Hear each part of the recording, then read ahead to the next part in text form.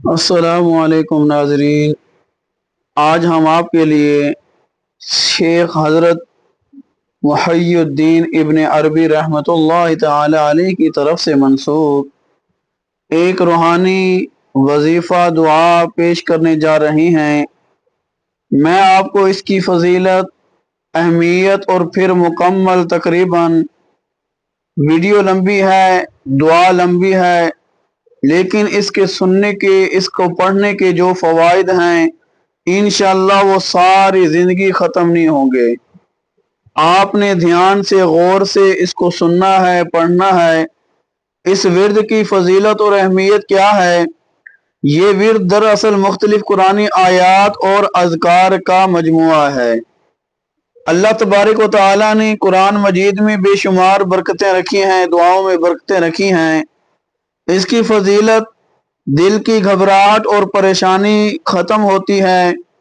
سورہ علم نشرح جو خود اس بات کی دلیل ہے کہ بے شک ہر مشکل کے ساتھ آسانی ہے، رزق میں برکت آتی ہے، اور درود شریف سورہ فاتحہ رزق کھولنے کے مجرب اعمال میں سے ہیں۔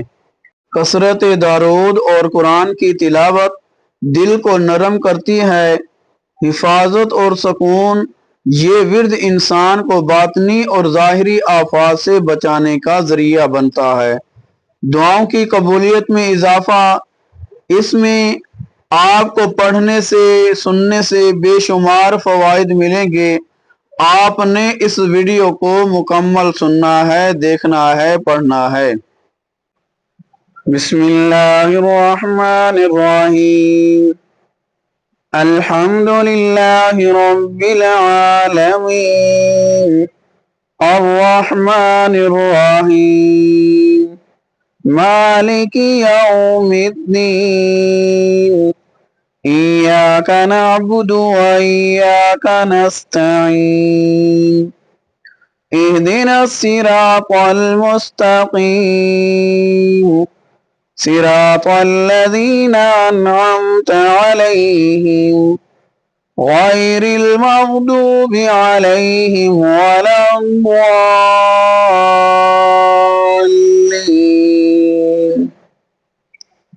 بسم اللہ الرحمن الرحیم۔ اللہ لا الہ الا هو الحی القیوم، لا تأخذه سنة ولا نوم، له ما في السماوات وما في الأرض، من ذا الذي يشفع عنده إلا بإذنه، يعلم ما بين أيديهم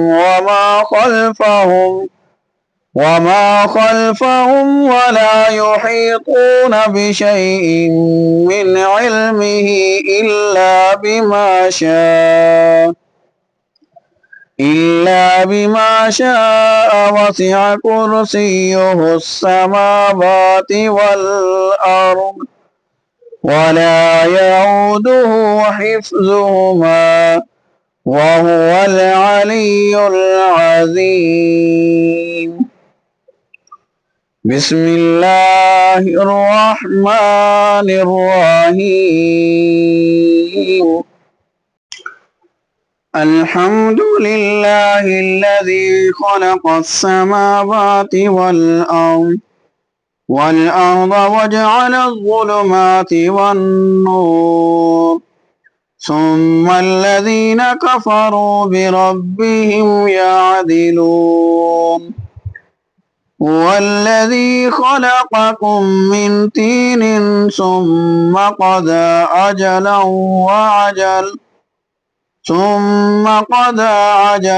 وأجل مسمى عنده ثم أنتم تمترون،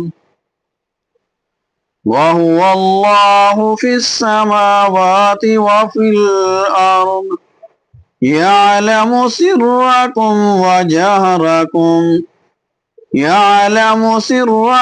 وجهركم ويعلم ما تكسبون۔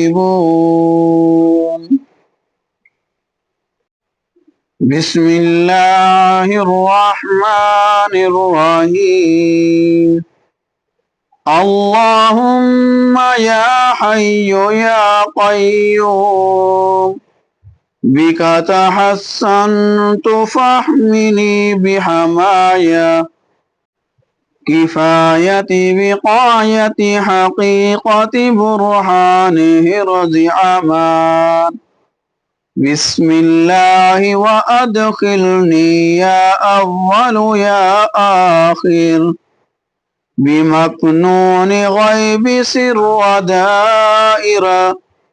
دائرة كنز ما شاء الله لا قوة إلا بالله وأسبل علي يا حليم يا ستار كنف ستر حجاب صيانة نجاتي واعتصموا بحبل الله وابني يا محيط يا قادر علي صور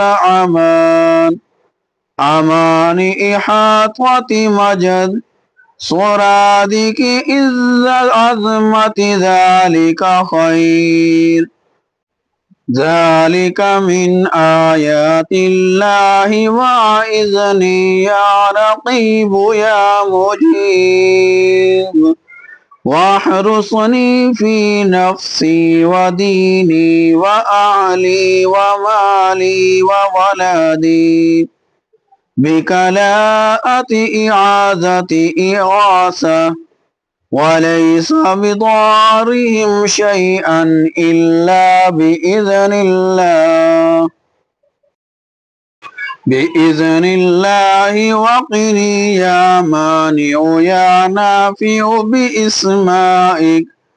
بإسمائك وآياتك وكلامتك شر الشيطان والسلطان والإنسان فإن ظالم أو جبار بغى علي أخذته غاشية من عذاب الله ونجني يا مضل يا منتقم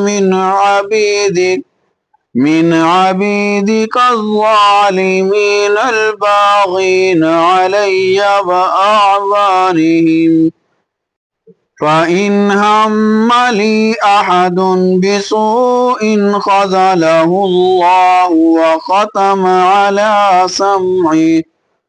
على سمعه وقلبه وجعل على بصره غشاوة فمن يأتيه من بعد الله واقفني يا قابض يا قهار خديعة مكرهم وارددهم عني مذمومين مدحورين بتخسير تغبير تدمير فما كان له من فئة ينصرونه من دون الله وأخذني وأزقني يا سبوح يا قدوس لذة مناجتي أقبل ولا تخف إنك من الآمنين في كنف الله وازقهم يا مميت يا ضار نكال وبال زوال فقطع دابر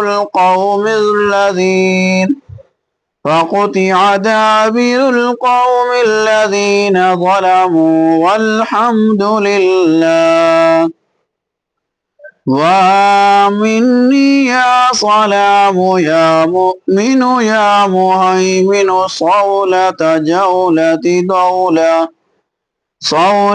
جولة الأعداء بغاية بداية آية لهم البشرى في الحياة الدنيا وفي الآخرة لا تبديل لكلمات الله وتوجني يا عظيم يا معز بتاج محابة كبرياء جلال سلطان ملكوت عز عظمة ولا يحزنك قولهم إن العزة لله وألبسني يا جليل يا كبير خلعة جلال جمال كمال إجلال كمال إقبال فلما رأينه أكبرنه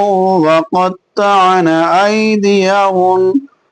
أيديهن وقلنا حاش لله وألق يا عزيز يا بدود علي محبة منك تنقاد وتخضع لي بها قلوب عبادك بالمحبة والمعزة والمودة من تعطيف تاليف يحبونهم كحب الله والذين آمنوا أشد حبا لله وأظهر علي يا ظاهر يا باطن آثار أسرار أنوار يحبهم ويحبونه أذلة على المؤمنين أعزة على الكافرين يجاهدون في سبيل الله وبجه اللهم يا صمد يا نور وجهي بصفا أنس جمال إشراق فإن حاجوك فقل أسلمت وجهي لله وجملني يا جميل يا بديع السماوات والأرض يا ذا الجلال والإكرام بالفصاحة والبراعة والبلاغة واحلل عقدة من لساني يفقه قولي برافة رحمة رقة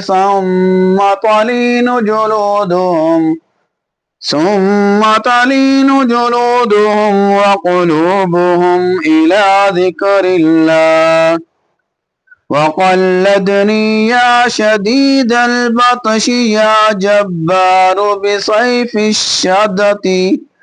بسيف الشدة والقوة والمنعة والهيبة من بعث جبروت عزة وما النصر إلا من عند الله وادم علي يا باسط يا فتاه بهجة مسرة رب اشرح لي صدري ويسر لي أمري بلطائف آتف ألم نشرح لك صدرك وبشائر يومئذ يفرح المؤمنون بنصر الله وأنزل اللهم يا لطيف بقلب الإيمان والإطمئنان والسكينة والوقار ليكون من الذين آمنوا وتطمئن قلوبهم بذكر الله وأفرغ علي يا صبور يا شكور صبر الذين تضرعوا بثبات يقين كم من فئة قليلة غلبت فئة كثيرة بإذن الله واحفظني يا حفيظ يا وكيل من بين يدي ومن خلفي وعن يميني وعن شمالي ومن فوقي ومن تحتي بوجود شهود جنود له معقبات من بين يديه ومن خلفه يحفظونه من أمر الله. وثبت اللهم يا دائم يا قائم قدمي كما ثبت القائل. وكيف أخاف ما أشركتم ولا تخافون أنكم أشركتم بالله. وانصرني يا نعم المولى ويا نعم النصير على أعدائي. نصر الذي قيل له أتتخذنا هزوا قال أعوذ بالله وأيدني يا طالب يا غالب بتعبيد نبيك محمد صلى الله عليه وسلم المؤيد بتعزيز توقير. إنا أرسلناك شاهدا ومبشرا ونذيرا لتؤمنوا بالله واكفيا كافي الأنكاد يا شافي الأدباء وشر الأسماء والأعداء بعوائد فوائد. لو أنزلنا هذا القرآن على جبل لرأيته خاشعا متصدعا من خشية الله. وامن علي يا وهاب يا رزاق بحصول وصول قبول تدبير تيسير. كلوا واشربوا من رزق الله. وألزمني يا واحد يا أحد كلمة التوحيد كما ألزمت حبيبك سيدنا محمدا صلى الله عليه وسلم حيث قلت له وقولك الحق. يا رحمن يا رحيم بسم الله الرحمن الرحيم. أرفع قدري واشرح صدري ويسر أمري وارزقني من حيث لا أحتسب بفضلك وإحسانك. يا هو كافها يا عين صاد حامين عين سين قاف. وأسألك بجمال العزة وجلال الهيبة وعزة القدرة وجبروت العظمة أن تجعلني من عبادك الصالحين الذين لا خوف عليهم ولا هم يحزنون. وأسألك اللهم بحرمة هذه الأسماء والآيات والكلمات أن تجعل لي من لدنك سلطانا نصيرا ورزقا كثيرا وقلبا كريرا وعلما غزيرا وأملا بريرا وقبرا منيرا وحسابا يسيرا وملكا في جنة الفردوس في جنة الفردوس كبيرا. وصلى الله على سيدنا ومولانا محمد الذي أرسلته بالحق بشيرا ونذيرا،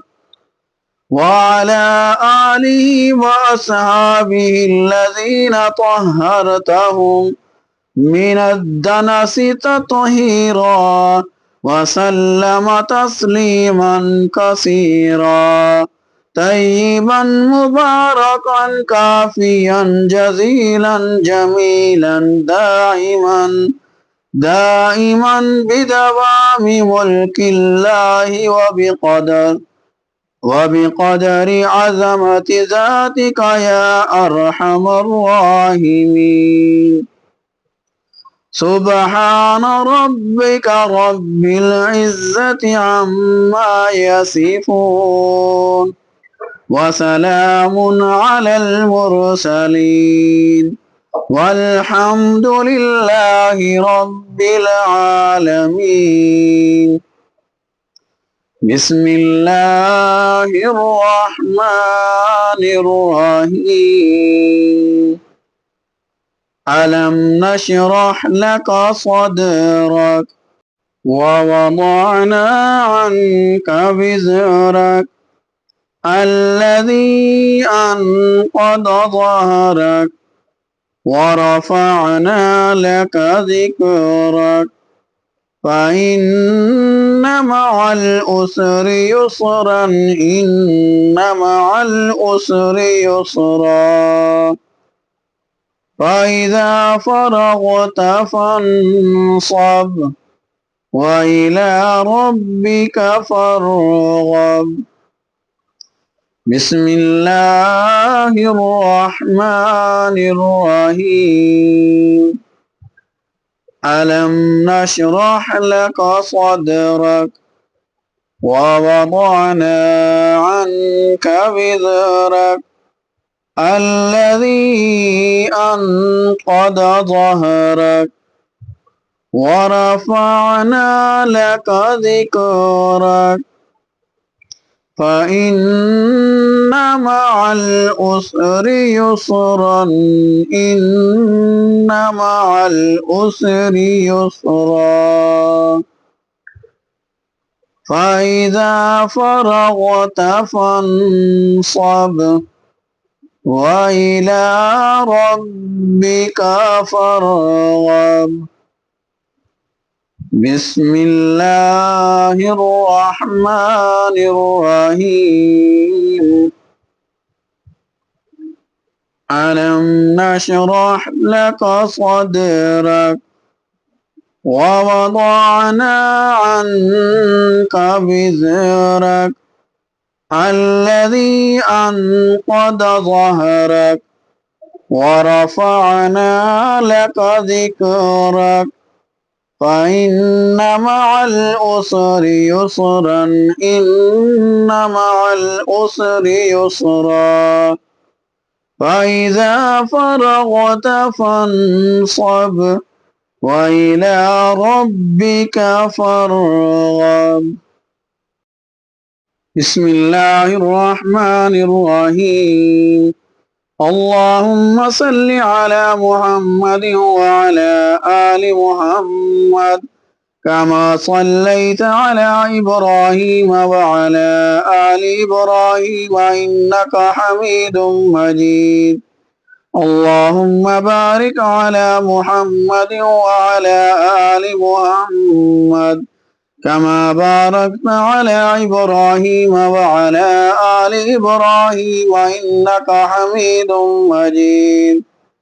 اللهم صل على محمد وعلى آل محمد كما صليت على إبراهيم وعلى آل إبراهيم إنك حميد مجيد. اللهم بارك على محمد وعلى آل محمد كما باركت على إبراهيم وعلى آل إبراهيم إنك حميد مجيد اللهم صل على محمد وعلى آل محمد كما صليت على إبراهيم وعلى آل إبراهيم وعلى آل إبراهيم إنك حميد مجيد اللهم بارك على محمد وعلى آل محمد كما باركت على إبراهيم وعلى آل إبراهيم وعلى آل إبراهيم إنك حميد مجيد آمنت بالله صدق اللہ العظیم۔ تو جی ناظرین، اگر آپ کو ہماری یہ ویڈیو، یہ دعا پسند آئی ہے تو کوئی خوبصورت کومنٹ ضرور کریں۔ یاد رکھیں یہ دعا وظیفہ صرف الفاظ یا سننے کا نام نہیں، اصل چیز یقین ہے۔ اگر دل میں یقین ہو تو تھوڑا عمل بھی بڑا اثر کرتا ہے، اور اگر یقین نہ ہو تو بڑا عمل بھی اثر جو ہے نہیں کرتا۔ تو جب بھی آپ دعا سنا کریں، کوئی وظیفہ کریں، کامل یقین کے ساتھ نیت آپ کی صرف یہی ہو کہ یا اللہ ہم یہ سن رہے ہیں، یہ عمل کر رہے ہیں، یا اللہ کرنے والی ذات تو آپ ہی ہیں، آپ نے ہی کرنا ہے، بس یہ وسیلہ ہے، یہ دعا ہے کہ یا اللہ ہمیں اس دعا کے صدقے یا اللہ ہماری جو بھی پریشانیاں ہیں، جو بھی ہماری حاجات ہیں، یا اللہ انہیں پورا فرما۔ جب ہمارے دل میں یہ یقین آ جائے گا تو انشاءاللہ ہمارا جو بھی کام ہوگا اللہ رب العزت ضرور اس میں ہمیں کامیابی عطا فرمائے گا۔ اللہ تعالی ہمیں قرآن سے محبت عطا فرمائے، ہمیں عمل کی توفیق عطا فرمائے، اور ہمارے گھروں میں برکتیں نازل فرمائے۔ یا ارحم الراحمین، جتنے مسلمانوں نے اس دعا کو سنا ہے یا اللہ ان کا دعا سننا اپنی پاک بارگاہ میں قبول و منظور فرما۔ یا اللہ ان کی جو بھی جائز حاجات ہیں انہیں پورا فرما، جو مشکلات ہیں یا اللہ ان مشکلات کو دور فرما۔ یا اللہ جو بے اولاد جوڑے ہیں انہیں نیک صالح نرینہ اولاد عطا فرما۔ یا اللہ جن بچیوں کے رشتے نہیں ہو رہے، یا اللہ جو رشتوں کی وجہ سے پریشان ہیں انہیں اچھا اور نیک رشتہ عطا فرما۔ یا اللہ ہماری دعاؤں کو اپنی پاک بارگاہ میں قبول و منظور فرما۔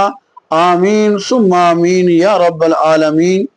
معزز سامعین، ناظرین، میرے پیارے بھائیوں اور بہنوں، اگر آپ کو بھی کوئی روحانی مسئلہ ہے، اگر آپ ہم سے استخارہ کروانا چاہتے ہیں، کوئی مسئلہ ہے پوچھنا چاہتے ہیں، تو ہمارا نمبر واٹس ایپ پر شو ہو رہا ہے، اس پر رابطہ کریں، اور جو بھی انشاءاللہ آپ کا مسئلہ ہوگا قرآن و سنت کے مطابق اسے حل کیا جائے گا۔